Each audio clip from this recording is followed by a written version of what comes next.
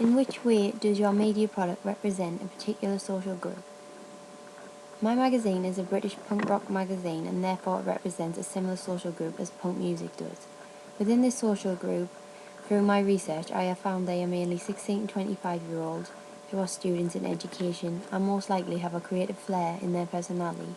Their interests will be things such as music, art and photography. Also, I have found through research that my social group are highly influenced by music and will like going to social events, music gigs, concerts and festivals.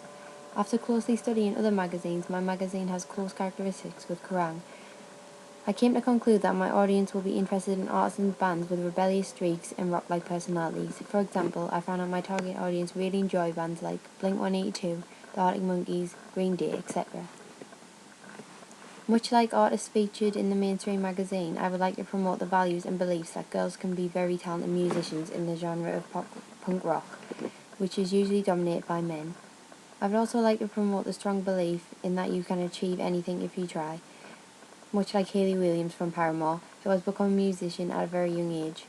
However, in the media, she is often criticised for being a bad influence on the genre, although I would like to still portray my character as a genuine, typical teenager. I would also like my character to be a good role model to girls, as especially on magazines women are objectified against, so by using a strong female character to represent my social group, I can challenge the bad view on females in the media.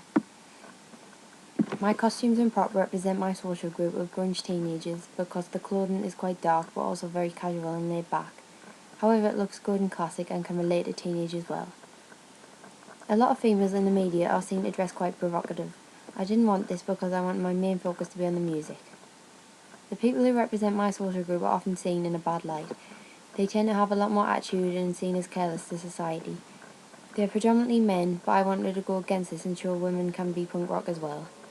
The pose of my model is quite laid back and relaxed. This could represent a working and middle class audience because it isn't too stiff or structured.